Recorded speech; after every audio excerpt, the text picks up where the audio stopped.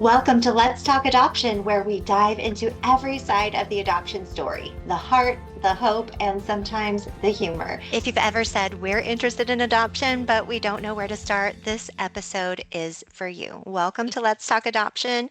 I'm Kim and I'm here with Heather, and we're excited to talk with you in this episode all about, Adoption 101, the basics. And really, we're focusing on people who want to adopt, who want to bring a child into their home and their family. And today we're going to break down adoption into simple, manageable steps.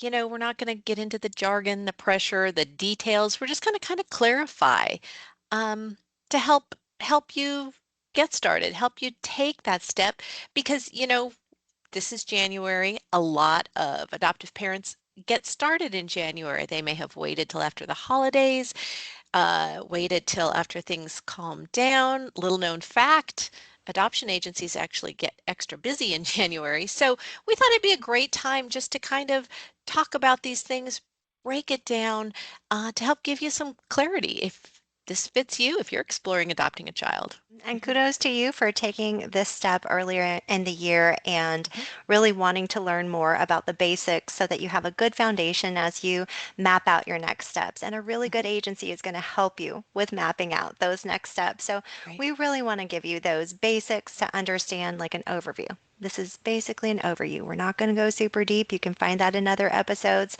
But Heather, what is something that families can start off by? Like, what's one of the first things that they need to do before they take an actual physical step toward adopting?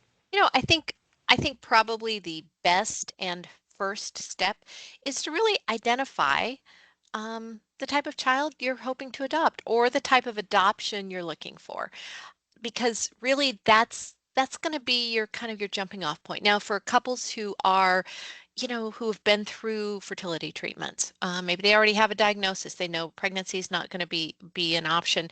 Those are the couples that we really see desiring a newborn adoption. And that's fine. There's a lot of myths out there, things like there's no babies available. I can tell you from experience that is not true. We help with newborn adoption all the time. So newborn adoption is realistic, and that is, like I say, for couples like that, that's usually one of the first decisions they have to make. For other families who are going into adoption more to help a child who needs a family, that's where we see choices toward either an international adoption or adopting a waiting child from foster care, which those are two awesome paths too. It really kind of boils down to that that motivation. Are you equipped and waiting to help a child in need of a home, or are you truly hoping to grow your family with a baby? Neither answer is right or wrong. They're just two different, really, paths to adoption. Right. And so you're identifying, well, why am I adopting? What's Hmm. driving me here? And which type of adoption helps meet that why for me, as well as what am I looking for? What type of adoption? What what are the characteristics my child would have that I am, seeking that I would be able to say yes to in an adoption? Newborn, older, that is the age of the child is one Hmm. example of the preferences that you will determine as adoptive parents when you start to pursue adoption. You need to Hmm. know what your adoption preferences are. And Heather, the word preferences, It right? Like, is.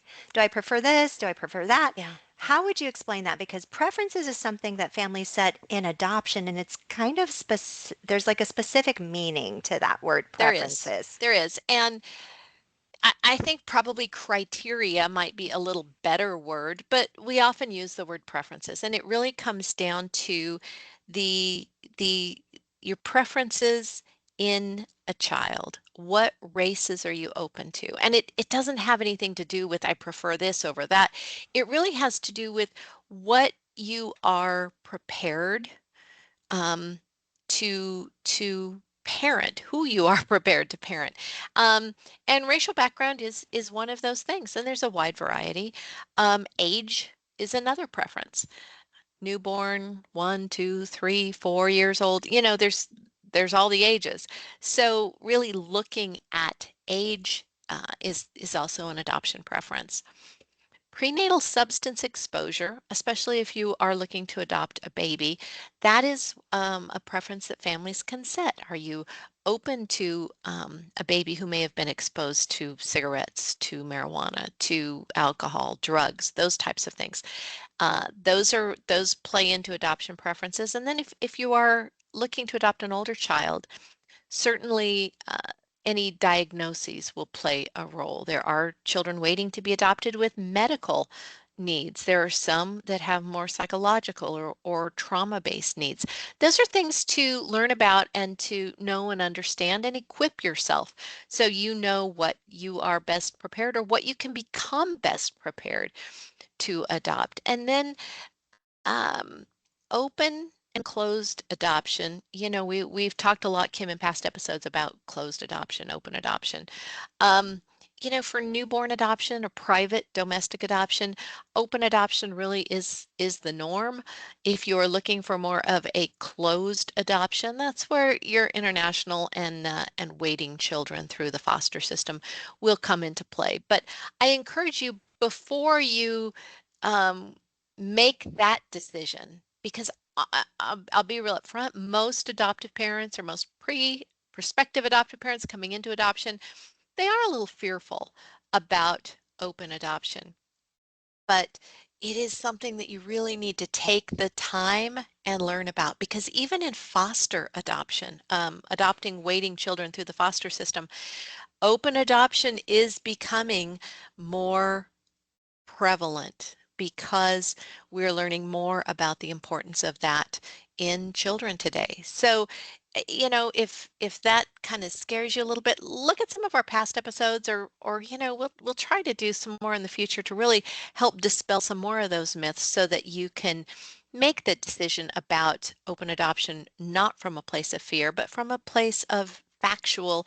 information. In fact, I think we did a whole episode not too long ago on the studies that show that open adoption is in the best interest of a child. That's a really great one to go back to because it really went through that. But those are the adoption preferences families need to really be able to set as they're doing this. And I know, Kim, that budget is another one that comes into play when families are evaluating their adoption path. That's right. And, the budget is going to definitely dictate who is in your scope of possible partners for you. Adopting through the foster system is little to no cost. International adoption, now, I would say stereotypically, it is seen as the most expensive path to adopting, not only because of just the services that you're going to need from your agency here in the US, but also the travel, the translators you need to hire, the cost for the agency in country where your child is living and from.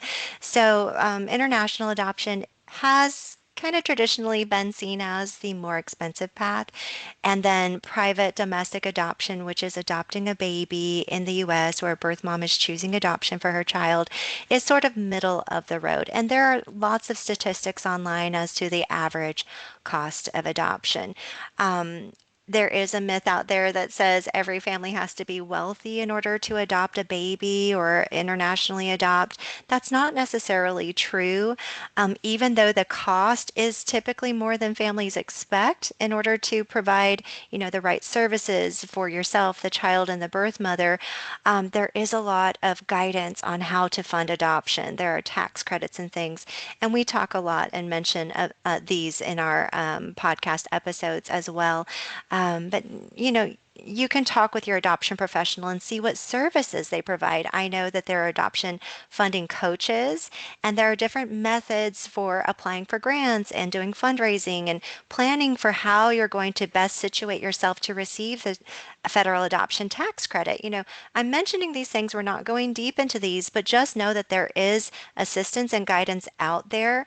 And then, of course, pulling from personal savings or being open to financing with the tax credit in mind are all ways that families fund adoption. So certainly starting to identify what your adoption fund is, or opening your mind to the fact that there is a cost financially in adoption, and being willing to create a plan and follow that plan so you can be in the best financial position to say yes when your adoption Mm-hmm. opportunity comes your way. So we're talking about preferences right now. And Heather, I know we talk about this a lot, that the more specific you are with your adoption preferences, it becomes more of a hindrance.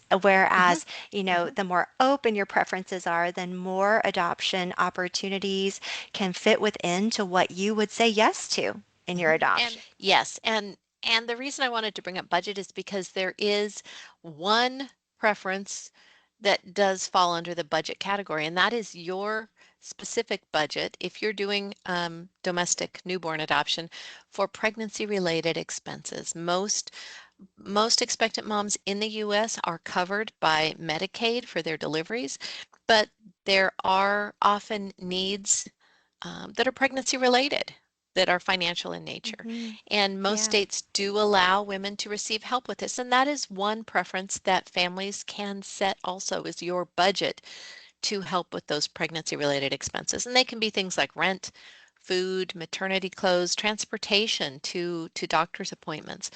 Really a wide variety of needs a mother has while carrying a baby to term. So Hmm. again, just keep that in mind. And we don't talk about preferences um, for any reason when we're talking to prospective adoptive parents, except to help understand specifically what type of child, what the child they're looking for is going to be, so that they can better be presented to adoption opportunities that fit, that match what they will be approved for in their home study. Right. And so I think that's something to explain and kind of just like bring to light for adoptive parents who are brand new. This is Adoption 101. Hmm. And so sometimes there's an expectation that you're going to choose the child you'll be adopting. If you're adopting in the US privately, you're waiting for a birth mom to choose you. That is basically the way things are done. But Hmm. that doesn't mean that you're waiting for someone to choose you and you have to say yes no matter what. It means that your agency should be giving you adoption opportunities that fit within what you've decided for these Hmm. preferences that you've thought about, talked about, researched, prayed about, and come to a really solid peace in discerning you could say yes to this child within these specific categories. Not every family is equipped for a special needs adoption. Not Hmm. every family is equipped to adopt any race. Not every family is equipped to adopt a sibling group of four. So these are things to think about, twins or just a single baby. These are preferences to start thinking about.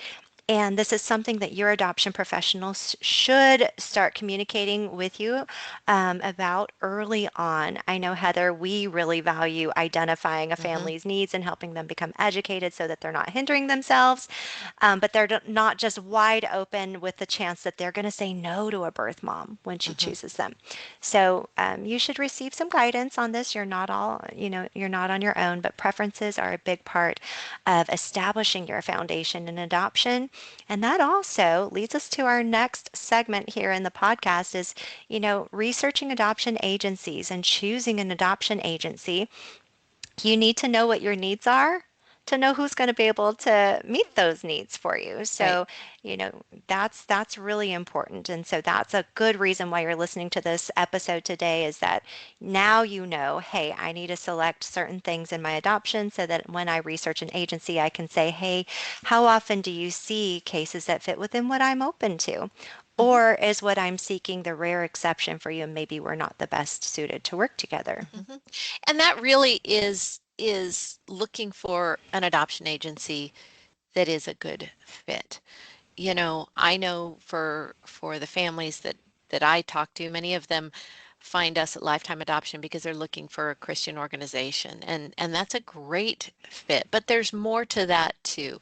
It has to be a broader fit in terms of your preferences. It has to be a fit in terms of your personality, and understanding how, or I shouldn't say understanding, taking the opportunity to learn how an agency works. And does that work for you too? For instance, first you're going to need an agency that does the type of adoption you are looking for. I mean, that's kind of baseline. That's given. You want someone whose values align with yours. Obviously, their fees need to fit into your budget. And then, the things you may not know is you're going to need someone who will walk with you through the adoption, who provides the education you need. So during this time, you're growing in understanding, you're growing in capacity, because I will tell you right off the bat, people do not come to adoption ready to be adoptive parents. There is often a learning that needs to take place. And it's important that your agency provide those learning opportunities and that guidance for you. Because while yes, it is a path to parenthood, it it looks different than growing a pregnancy and becoming a mom. There's another layer of adoptive parenting that goes into it. And I don't say that to scare you. It's really more to educate and prepare you. So Hmm. so these are things that are kind of the initial. And then as you go a little deeper, you start getting to know the agency. And often you do get to know them by starting to have conversations with them, filling out their application or their inquiry form, really to start learning more and seeing, does this feel like a good fit? Do people, these people at the agency, do they seem to match what I'm looking for in terms of guidance, support, education, growth, and the adoption process? Right. I think having those conversations is very helpful because that gives you that moment where you can ask a question and see how, they value the fact that you have a Hmm. question and that you are engaging and how they may answer that. And, how do you feel about the way that they're responding to you? Does it feel rushed? Does it feel like they're talking down to you? Does it feel like, they just want to rush you on to the next step? Hmm. Rushed meaning like, hey, you just need to pay, pay, pay. That feels transactional, right? Hmm. So, I know families that we value working with in a partnership. We're valuing more of a relationship, more of a cooperative partnership. So we're also observing, hey, do they seem like people that could really follow the steps? Are they asking questions that show that they value the same things that we value? And Hmm. all questions are good questions, but Hmm. just remember that this is going to be a partnership, and so that communication, how quickly they respond to you, and do they have the time to actually help you learn more, or do they just say, well, that's all on our website, you should know this already, or Hmm. whatever it may be. I know personally, Heather, I love when families ask questions, even if we mention it 10 times in a video or on our website. I love when they ask questions because that means they're seeking answers. There's something they Hmm. don't know and they're willing to ask for help. And that's just very important. And so when you are selecting an agency, you want someone that is going to be able to walk with you through what you need and guide you in the way that you need. Because think about also the other side of the coin when a birth mother calls in her moment of like panic, scared, Hmm. feeling isolated, feeling like she's the only one facing something like this, and feeling some shame and just feeling fear and anxiety. When she hops on the line with an adoption agency, how's she going to feel? Is there going to be good communication? Is there going to be respect? Is there going to be time to sit and speak with her? Is there going to be patience to answer her questions? So, whatever you are experiencing, just imagine how that may be mirrored with birth moms on the other side of the coin, where you might not ever be sitting in the room witnessing how an agency talks to a birth mom, but how they talk to you and how they talk and speak of a birth mom is very, I think, revealing. So Hmm. observe those things. And Hmm. remember that you are choosing an agency. They're not just only choosing you. You're going to be Right. walking through some moments, on the path to bringing your baby home that can be stressful when you are going to have questions, and there are going to be uncertainties and unknowns for everyone.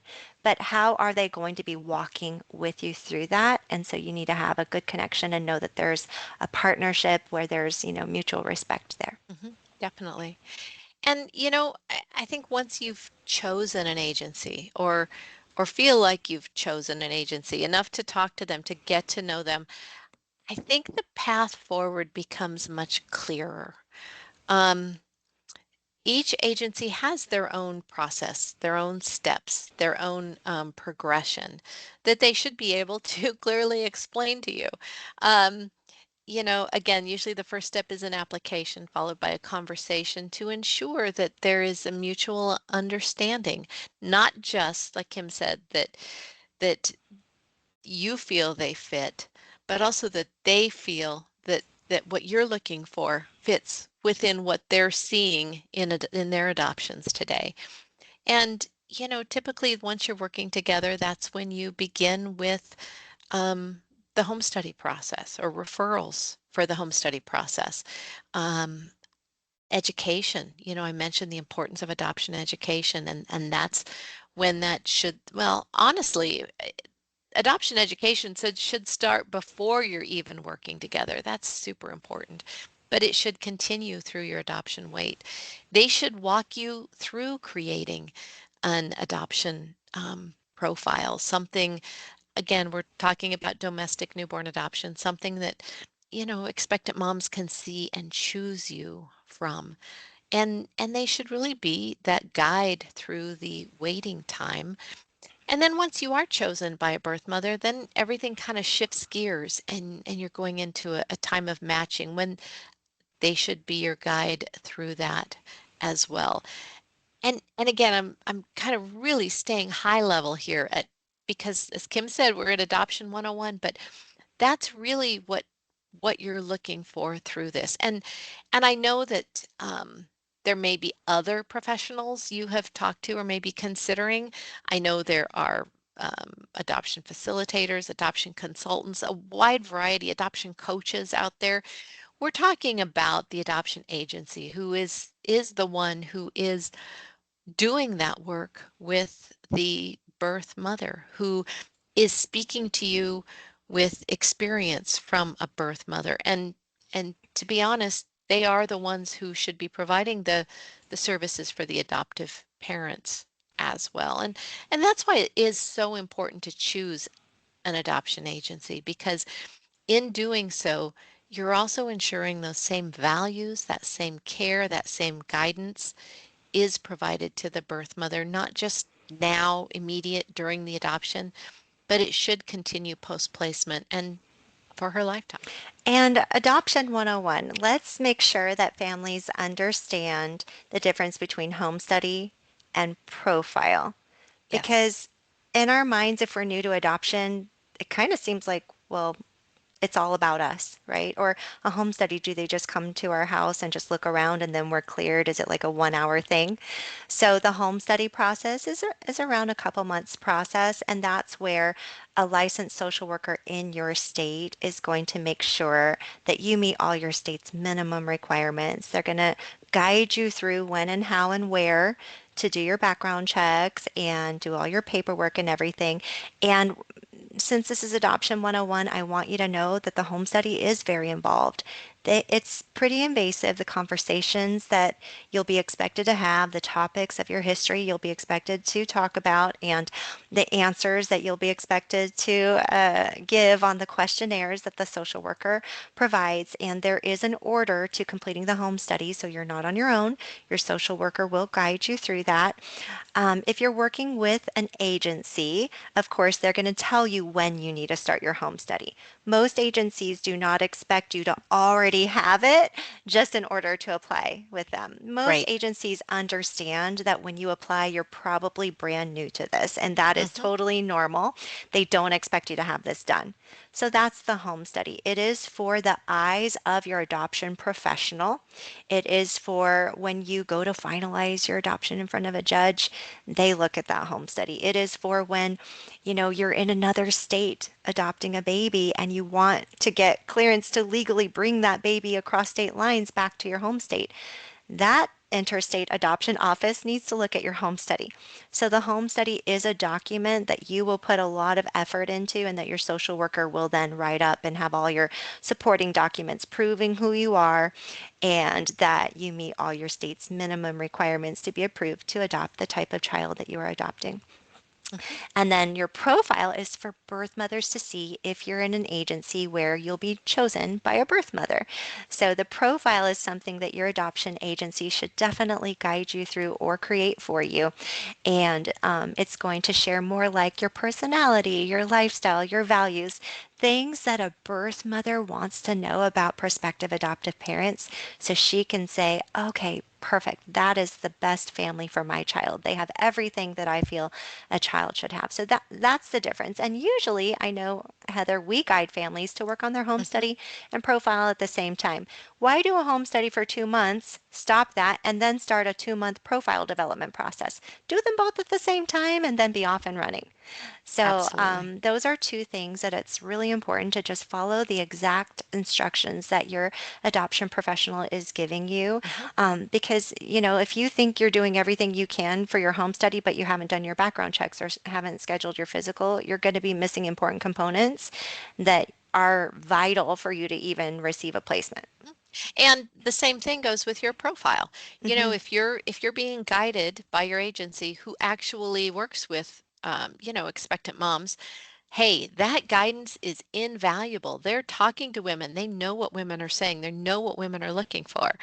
You know, if you're working with someone who's a professional profile designer, hey, nothing negative about that. Just know that they probably aren't working with expectant moms. So, if you're getting that agency guidance, that's super valuable. Definitely follow that with your profile. Right. And not every agency is going to be the same agency that does your home study.